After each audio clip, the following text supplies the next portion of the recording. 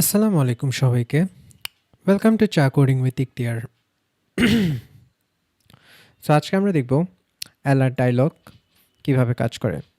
আচ্ছা, তো আমরা যদি একটা অ্যালার্ট ডায়লগ অ্যাড করতে চাই এখানে, মনে করো আমরা একটা বাটন অ্যাড করব। বাটন অ্যাড করলে বাটনে ক্লিক করলে আমাদের একটা অ্যালার্ট ডায়লগ আসবে যে তুমি এটা ক্লিক করছো এবং তোমার এটা ক্লিক করা উচিত না, এবং এটা আমরা ক্লোজ করতে পারবো। মানে ক্লায়েন্টকে ওয়ার্নিং দেওয়ার জন্য মূলত অ্যালার্ট ডায়লগ ইউজ করা হয়। তো আমরা যদি সেটা করতে চাই তাহলে আমাদের ফ্লাটারে আমাদের ইউজ করতে হবে যে একটা আমাদের ফ্লাটারে এভাবে অ্যালার্ট ডায়লগটা ক্রিয়েট করে। সো যদি আমরা প্রথমে একটা ফিল্ড বাটন বানাই যেটা ক্লিক করলে অ্যালার্ট ডায়লগ আসবে, তো আমরা যদি দেখি যে একটা ফিল্ড বাটন, অথবা যেহেতু এখানে আউটলাইন বাটন আছে আমরা একটা আউটলাইন বাটন বানাবো। Outline button my favourite. On pressed আমরা কন্ট্রোল স্পেস দিব। আচ্ছা, আমাদের একটা কার্লি ব্রেসেসের ফাংশন বানাইছি, এখানে আমরা টেক্সট দিব, যে টেক্সটটা লিখবো অ্যালার্ট ডায়ালগ, অ্যালার্ট ডায়ালগ। ওকে, এটা ক্লিক করলে এখন কিছু হচ্ছে না কারণ আমরা অন প্রেসডে কিছু দিই নাই। তো আমরা দেবো এখানে যে অ্যালার্ট ডায়ালগ আনার জন্য যে শো ডায়ালগ, শো ডায়ালগ এখানে কনটেক্সটে আমরা কনটেক্সট থাকবে, এবং বিল্ডারের জায়গায় আমরা কেটে কন্ট্রোল স্পেস দিয়ে আমরা একটা কনটেক্সট আনবো।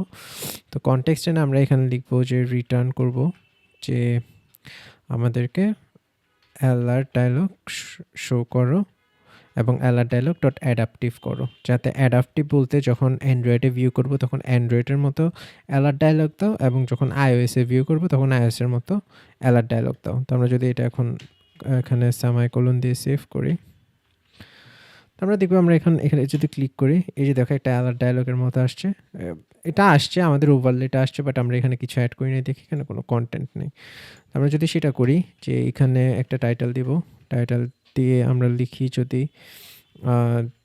টেক্সট দিয়ে যে this is alert dialog, this is alert dialog, এবং আমরা যদি এটাতে কন্টেন্ট দিই যে অ্যালার্ট ডায়ালগ বলবে, এখানে যদি দিই যে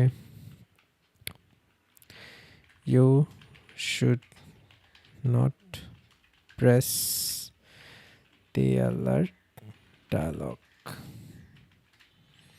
মনে করে একটা ওয়ার্নিং দিছে আমাদের ক্লায়েন্টদেরকে। এবং অ্যাকশন মানে হচ্ছে একদম লাস্টের দিকে চোখ হয়, এখানে অ্যাকশনসের মধ্যে আমরা বাটন অ্যাড করে থাকি। তো আমরা যদি এখানে লিখি যে একটা ফেল্ড বাটন দেই, ফেল্ড বাটনে যদি আমরা বলি যে এটা যখন ক্লিক করা হবে তখন এটাকে ক্লোজ করো, তো তাহলে আমরা ন্যাভিগেটর ডট পুশ ব্যবহার করে, ন্যাভিগেটর ডট পপ ব্যবহার করে থাকি।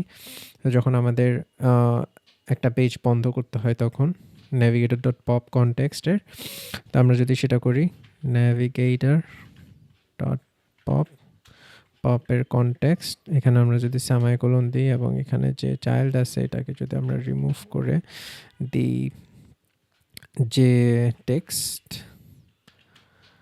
যে এইটা বাটনটাতে যদি লেখা থাকবে ক্লোজ, ক্লোজ ক্লিক করলে আমাদের এই যে ন্যাভিগেটর ডট পপ করে আমাদের পুরো পেজটাই বন্ধ হয়ে যাবে। তো আমরা যদি এটা কন্ট্রোল এস দিয়ে সেভ করি এবং এখন যখন অ্যালার্ট ডায়ালগে ক্লিক করব, এই যে দেখো একটা অ্যালার্ট ডায়ালগ আসছে, this is alert dialog, you shouldn't press the alert dialog.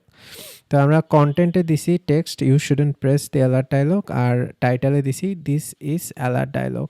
তো আমরা যদি চাই অ্যালার্ট ডায়ালগটাকে আমরা একটা স্টাইল করতে পারি, যে আমরা যদি দেই কালার্স ডট রেড, তাহলে আর একটু মানানসই দেখায়।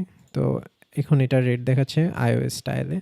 এবং আমরা যদি করি যে এখানে ক্লোজ বাটন যেটা আছে এটাকে যদি ট্রান্সপারেন্ট করে দিই, আমরা যদি ফিল্ড বাটনের জায়গায় এখানে যদি একটা ক্লোজ টেক্সট বাটন ইউজ করি, টেক্সট বাটন যেটা ট্রান্সপারেন্ট হয়, আমরা যদি এটা এখন কেটে দিই, এখন যদি অ্যালার্ট ডায়ালগে ক্লিক করি, এই যে দেখো এখানে এখন পুরো iOS সিস্টেমের মতো এখানে একটা ক্লোজ লেখা উঠছে, এবং এটা যদি আমরা ক্লিক করি তাহলে আমাদেরকে ক্লোজ করে দিবে এটা। বাট আমরা যদি এটা এইভাবে যখন ক্লিক করব, যখন ধরে থাকবো, তখন দেখো আমাদের বাটনের একটা আউটলাইন দেখা যাচ্ছে, বাটনের আউটলাইন দেখা যাচ্ছে। তো এইটা রিমুভ যদি আমরা করতে চাই তাহলে আমাদের আরেকটা স্টেপ ফার্দার যাইতে হবে। আমরা কি করব, যদি এটা রিমুভ করে শুধু টেক্সটকে ক্লিকেবল করি তাহলে আমরা জাস্ট একটা টেক্সট দিব অ্যাকশনসে, টেক্সট দিয়ে বলবো যে ক্লোজ। ওকে, ক্লোজ দিয়ে আমরা এখানে একটা কমা দেই, ক্লোজ দিয়ে আমরা যদি এখানে লিখি জাস্ট ক্লোজ, বাট ক্লোজ কাজ করবে না কারণ আমরা ন্যাভিগেটর ডট পপ দিই নাই।